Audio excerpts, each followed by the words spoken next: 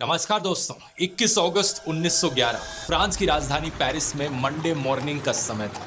काफी चहल पहल थी, लोग अपने ऑफिस में काम पर जा रहे थे कि तभी अचानक से लूव्र म्यूजियम से 3 आदमी बाहर निकलते हैं। इन तीनों ने पिछली रात म्यूजियम के अंदर ही काटी थी और अब इनके हाथ में थी लूव्र म्यूजियम की एक अहम संपत्ति, जिसको एक कंबल में छुपाकर भाग रहे थे। ये पास के रेलवे स्टेशन पर जाकर सुबह की 7:45 बजे की ट्रेन पकड़ते हैं और गायब हो जाते हैं। पूरी दुनिया इस बात से अनजान थी कि इन्होंने अभी अभी एक पेंटिंग की चोरी करी है और ये कोई छोटी मोटी पेंटिंग नहीं है, ये दुनिया की सबसे फेमस पेंटिंग है, द मोनालिसा। आज के दिन इस एक पेंटिंग की वैल्यू $1 बिलियन के करीब है। आखिर क्या कारण है इसके पीछे, क्या राज छुपे हैं इस मोनालिसा के अंदर, क्यों है ये दुनिया की सबसे फेमस पेंटिंग? आइए समझते हैं रहस्य मोनालिसा का आज के इस वीडियो में। The Mona Lisa was placed in the Louvre Museum in Paris in 1706. But she's about to become a sensation. The Mona Lisa is snatched from the world's most famous museum. An entire day passes before anyone notices the masterpiece is missing. Mona Lisa की painting को बनाया गया था साल 1503 में एक Italian artist Leonardo da Vinci के द्वारा। और ये भाई साहब क्या कमाल के आदमी थे, आप यकीन नहीं करोगे, क्योंकि ये सिर्फ एक पेंटर नहीं बल्कि एक इंजीनियर, साइंटिस्ट, स्कल्पचर, आर्किटेक्ट और थ्योरिस्ट भी थे। इन्हें इतने सारे अलग अलग सब्जेक्ट्स की नॉलेज थी, चाहे वो पेंटिंग हो, कार्टोग्राफी हो, एस्ट्रोनॉमी हो, एनाटॉमी हो, बोटैनी हो, हाइड्रोलॉजी हो, जियोलॉजी हो, ऑप्टिक्स हो या फिर पेलियंटोलॉजी भी क्यों ना हो। इनकी जिंदगी पर पूरा एक अलग से वीडियो बन सकता है, तो इनकी बात ज्यादा ना करते हुए मोनालिसा पर आते हैं, जो कि इनके द्वारा बनाई गई सबसे फेमस पेंटिंग थी। लेकिन ये पेंटिंग थी किसकी? पेंटिंग में दर्शाई गई औरत की आइडेंटिटी को लेकर लोग हमेशा से ही क्यूरियस रहे हैं। इसको लेकर सबसे पहला खुलासा किया गया था जॉर्जो वसारी नाम के एक इटालियन आर्टिस्ट के द्वारा, जिन्होंने साल 1550 में लियोनार्डो दा विंची की आत्मकथा लिखी थी। वसारी के अनुसार ये औरत थी लीजा गिरार्डिनी। इनकी शादी फ्लोरेंस शहर में रहने वाले एक सिल्क ट्रेडर के साथ हुई थी, फ्रांसेस्को गियोकोंडो।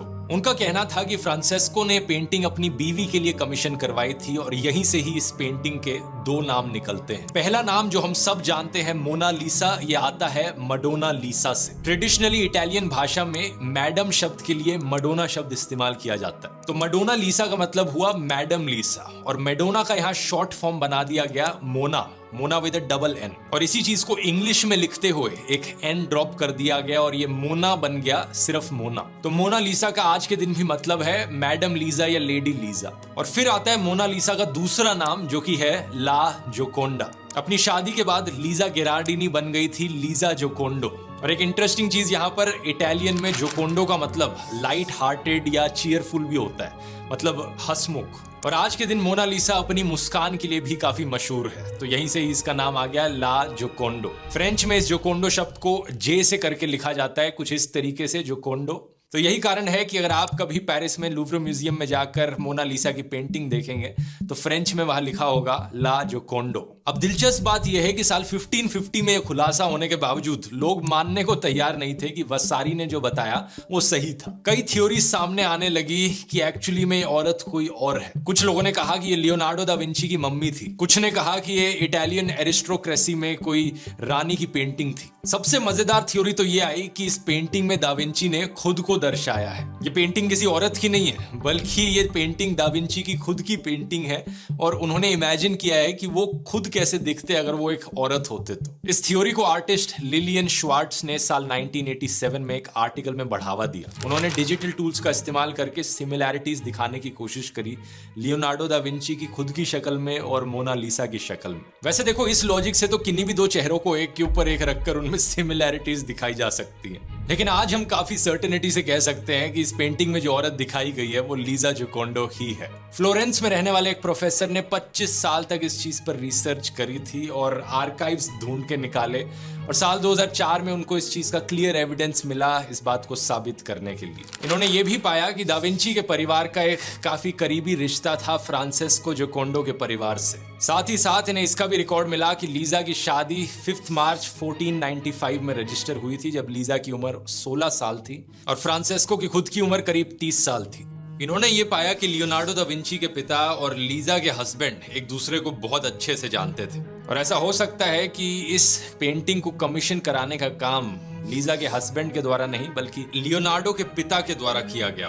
पलांटी का कहना है कि जब मोनालिसा की ये पेंटिंग बनाई गई थी तब लीसा की उम्र 24 साल थी और इस पेंटिंग को बनाने के पीछे दो कारण बताए जाते हैं। पहला साल 1503 में जब फ्रांसेस्को और लीजा ने अपना खुद का घर खरीदा, या फिर दूसरा दिसंबर 1502 में जब उनका दूसरा बेटा पैदा हुआ। ये दूसरा रीजन ज्यादा प्रोबेबल लगता है क्योंकि इससे 3 साल पहले 1499 में लीजा ने अपनी बेटी को खोया था। अब इस पेंटिंग को गौर से देखोगे तो आपको दिखेगा कि लीजा के बालों में एक पर्दा सा चढ़ा हुआ है। इसे कई लोग मॉर्निंग वेल करके पुकारते हैं, यानी कि एक ऐसा पर्दा जो तब चढ़ाया जाता है जब परिवार में किसी की डेथ हो गई हो। अब एक सवाल यहाँ पर यह भी उठता है कि अगर दा विंची इटालियन थे, मोनालिसा इटालियन थी, तो ये पेंटिंग आज फ्रांस में क्या कर रही है? इसको लेकर बात कुछ ऐसी है कि साल 1516 में फ्रांस के राजा Francis I Leonardo da Vinci को इनवाइट करते हैं कि वो फ्रांस में आकर रहने लगे, और इसी के चलते दा विंची इटली से फ्रांस शिफ्ट हो जाते हैं और अपने साथ मोनालिसा की पेंटिंग भी लेकर जाते हैं। हिस्टोरिकल रिकॉर्ड्स इस चीज पर क्लियर नहीं है, लेकिन कहा जाता है कि दा विंची ने अभी तक भी इस पेंटिंग को कंप्लीट नहीं किया था। पेंटिंग शुरू करने के 15 साल बाद भी वो इस पेंटिंग पर अभी भी काम किए जा रहे थे, इसे और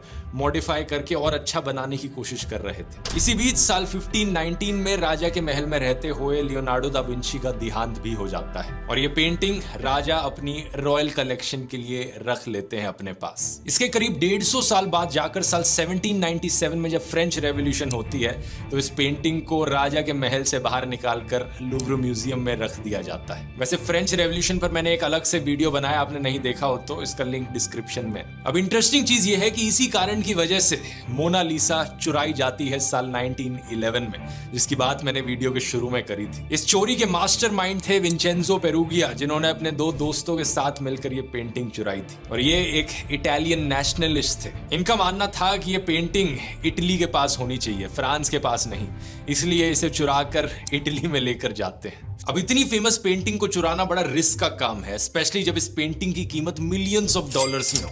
तो जाहिर सी बात है विंचेंजो इस चोरी के बाद बिल्कुल भी सेफ फील नहीं कर रहा होगा। लेकिन इससे पहले इस पेंटिंग की खासियत जानते हैं, आखिर क्यों ये इतनी स्पेशल है। सबसे पहली चीज तो ये है कि मोनालिसा को किसी पेपर पर, कैनवस पर या कपड़े पर नहीं बनाया गया, बल्कि इसे पेंट किया गया है एक पोपलार की लकड़ी पर। उस जमाने में ये इटालियन पेंटर्स की फेवरेट लकड़ी हुआ करती थी। दूसरी चीज, ये पेंटिंग साइज में कोई ज्यादा बड़ी पेंटिंग नहीं है। वैसे ये फोटोज देखो आप म्यूजियम में जहां रखी हुई है, इंसानों के कंपैरिजन में इसका साइज देख सकते हो। ये सिर्फ 77 सेंटीमीटर्स बाय 53 सेंटीमीटर्स की पेंटिंग है, लेकिन फिर भी इसे इतना खास माना जाता है क्योंकि इटली में अपने जमाने में ये सबसे पहली ऐसी पेंटिंग थी जो कि इंसान पे इतने क्लोजली फोकस कर रही है। ये एक हाफ लेंथ पोर्ट्रेट है। आज के दिन इस तरीके के शॉट्स फोटोग्राफी में बड़े कॉमन होते हैं, लेकिन उस टाइम कोई इस तरीके की पेंटिंग्स नहीं बनाता था। ओवरऑल इस पेंटिंग की कलर ग्रेडिंग देखोगे तो काफी सारे ब्राउन और येलो कलर के शेड्स दिखेंगे। काफी डल सी पेंटिंग लगती है। ये इतनी येलोइश है कि एक टाइम पर एक प्रोफेसर ने तो लीजा को एक कोलेस्ट्रॉल का पेशेंट डिक्लेयर कर दिया था। लेकिन इसके पीछे 2 कारण है। पहला ये कि इस पेंटिंग के ऊपर एक वार्निश की लेयर लगाई गई है ताकि मॉइस्चर इस पेंटिंग पर एक बुरा असर ना डाले, क्योंकि आखिरकार ये लकड़ी पर बनाई गई पेंटिंग है तो ह्यूमिडिटी और मॉइस्चर से इसे बचाना काफी जरूरी है।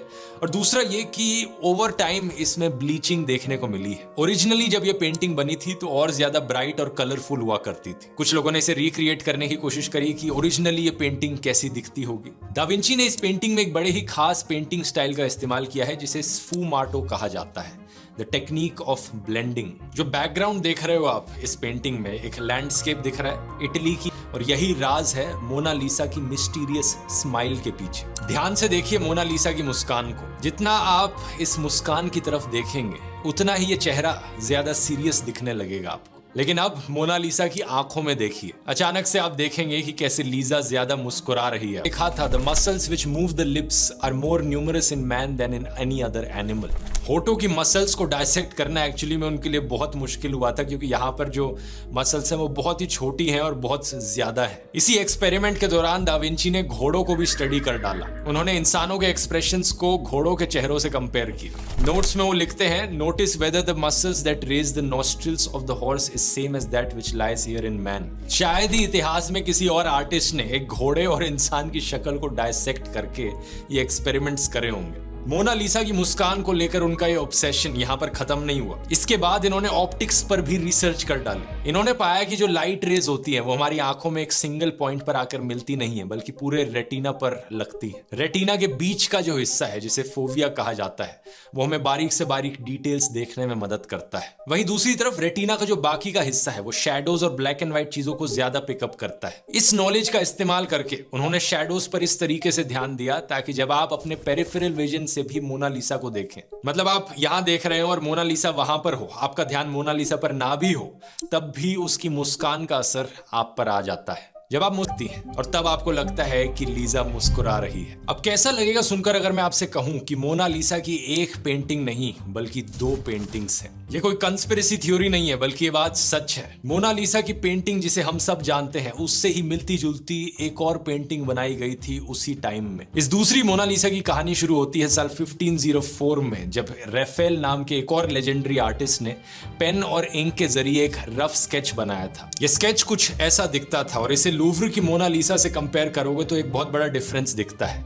राफेल के स्केच में 2 कॉलम्स दिखाई देते हैं मोनालिसा के पीछे। यहां रिसर्चर्स को लगा कि राफेल ने अपनी ड्राइंग एक्चुअल मोनालिसा की पेंटिंग को देखकर ही बनाई होगी, तो इसमें कोई नॉवेलिस्ट जॉन आर आयर के पास एक मोनालिसा का नया वर्जन था। यह है वो नई मोनालिसा की पेंटिंग, वही पेंटिंग जिसके बेसिस पर राफेल ने अपनी ड्राइंग बनाई। ये दूसरी मोनालिसा लूव्र में रखी मोनालिसा से 3.5 फीट ऊंची है और 5 फीट चौड़ी है। और इन दोनों पेंटिंग्स को अगर आप कंपेयर करोगे तो 3 चीजें सामने आती हैं। पहला, इस नई मोनालिसा में जो औरत है वो ज्यादा यंग लग रही है। दूसरा, इस नई पेंटिंग में जो सिर है वो थोड़ा सा आगे की तरफ टिल्टेड है। और तीसरा, इस नई मोनालिसा की जो एक्सप्रेशंस हैं वो बहुत ही स्ट्रेट फॉरवर्ड और क्लियर है। इसकी मुस्कान में वो मिस्टीरियस बात नहीं है जो लूव्र की मोनालिसा के बारे में है। और बैकग्राउंड में जो 2 कॉलम्स दिखाई देते हैं वही राफेल की ड्राइंग में भी दिखाई दे रहे थे। इन्हीं सब कारणों को देखकर एक्सपर्ट्स के द्वारा एक नई थ्योरी बताई जाती है कि लियोनार्डो दा विंची एक्चुअली में 2 मोनालिसास पर काम कर रहे थे। ये दोनों ही मोनालिसास एक्चुअली में लियोनार्डो दा विंची ने ही बनाई थी, लेकिन ये आयलवर्थ वाली जो मोनालिसा बाद में पाई गई,